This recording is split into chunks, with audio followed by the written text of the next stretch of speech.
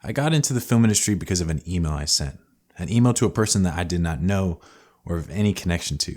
I had sent 100 like it before and I had no logical reason to believe that this one would produce any different results, let alone that this email would change the course of my life.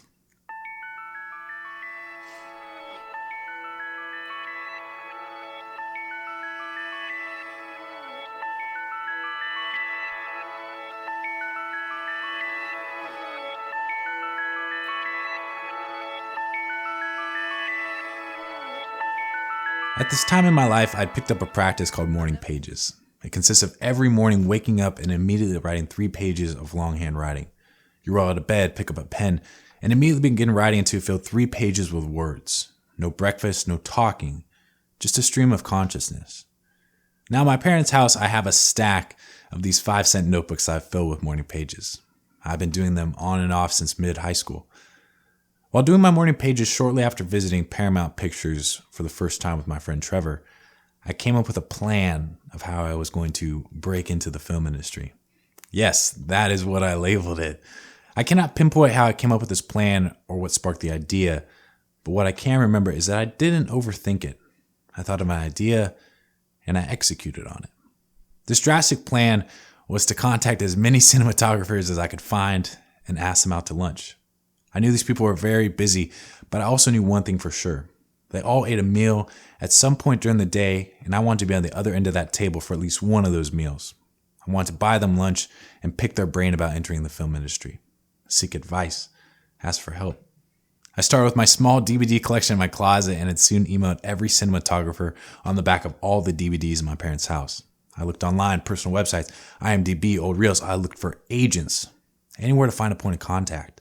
I even opened a LinkedIn page in an attempt to connect with a couple foreign cinematographers. In the span of 5 months, I got no thank you after no thank you in response to my emails. But I did set up one lunch. I was ecstatic about this lunch, but it went nowhere. There was no applicable action I could perform afterwards, nothing to pursue. I didn't connect with this cinematographer like I'd planned. After my first lunch, I felt low. I had spent months pursuing people, trying to find contacts, researching questions to ask, and the one drop of success that I had received in 5 months turned into a failure over a Mendocino Farm sandwich. My drastic plan to email blast Hollywood had not been successful.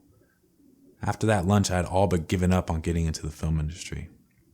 My plan now was to power through college as fast as possible so I could graduate, move on, and hopefully then I'd find the time to figure out my life, to figure out what I was passionate about, perhaps while sitting at a desk for 40 hours a week. Then 2 months later, while I was stuck in the freezer section at my job at Trader Joe's, I got an email response from a cinematographer. The email explained that he couldn't get lunch, but that I was more than welcome to attend a camera test with him deep in the San Fernando Valley. The next day, I was sitting in a tiny camera house deep in the San Fernando Valley in front of a 1970s tube camera with a cinematographer named Jimmy. While walking out of that test, I expressed to Jimmy what I was trying to do, that I thought I might want to be a cinematographer, and I was looking for all the knowledge and opportunities I could find. I asked if there was any more tests I could attend with him, and he told me to come back next week. So I did. This time I met him at some camera house in Hollywood called Panavision. I had never heard of it, but based on the building and the logo in front of the building, it seemed official, much more than the office space in the valley I met him in last time. It turned out that I had emailed Jimmy at the perfect time. He was just about to start a new movie called The Stanford Prison Experiment, and he said I was more than welcome to stop by for a day if I wanted to visit set. Of course I wanted to. I'd been blind emailing for the past 7 months, fantasizing about an opportunity like this. So not only did I show up for the first day of shooting, but for the duration of the 21-day shooting schedule, I continued to show up. On the 21st and final night of shooting, we shot at the University of Southern California. USC holds a very special place in my life. My dad went there. My grandfather went there. And I wanted to go there too. But I didn't have the financials nor the grades to get in there for college. It was always a distant dream, but I didn't even bother applying in high school. On the final night of the Stanford Prison Experiment, we were filming with a balloon light in the courtyard of Mudd Hall at SC. I remember taking in the moment, thinking about what I was doing, about where I was going. Here I was working for free, 60 hours a week, having the time of my life. I'd been at USC many times, but this was the first time that I was supposed to be there. I was on the guest list per se. It was that night, my first time on location with a film crew, that I learned that the film industry can take me places. It can open doors and show me parts of the world that I'd never be privy to experience on my own. Over the 21 days of filming the Stanford Prison Experiment, I felt a level of fulfillment I hadn't experienced before. I was messing with cameras, learning about lenses, operating a smoke machine, all while going to summer school and commuting 3 hours a day for not even the hint of $1. In the blink of an eye, I knew that I'd found the world I wanted to spend the rest of my life in. I couldn't directly explain it or lay out how I was going to make money, but while working on the Stanford Prison Experiment, I realized without a shadow of a doubt that college was not for me. I knew that a traditional job would never provide the fulfillment that I was after. Getting into the film industry is one of the few things I have done in my life that I didn't overthink. My drastic plan to email blast Hollywood was not all that drastic. I didn't even drop out of college the moment I decided it wasn't for me. I finished my current courses while on the side pursuing other options. After Stanford wrapped, I went on to shadow the director and assistant editor in the edit. I worked on countless jobs with Jimmy, and I continued to work for free for the good part of a year. During that first year of working in the film industry, I barely scraped by. I was burning through my savings and college tuition money. I was painting houses on the side just to get money for rent. I often questioned if I made the wrong decision quitting Trader Joe's and dropping out of college. I spent many nights in my West Hollywood apartment going deeper and deeper into my thoughts, scared that I'd messed up my life. But I remember my first job, my first paycheck in the film industry. I remember getting paid $100 for 13 hours of work on a teaser that Jimmy shot in South Pasadena. The first job I ever worked on that had a condor. I had gone months without a paycheck, and suddenly I had an envelope filled with reassurance. Now, as of filming this, I'm coming up on 2 years of working in the film industry. My life has gotten much easier, largely due to finding a degree of success. I've gotten in the camera union. I now feel comfortable in my position as a loader, and I've worked on more jobs than I can count. I went from stocking shelves at a grocery store to dropping out of college to quitting my job at Trader Joe's to getting paid to work on movies while getting health care and a retirement fund.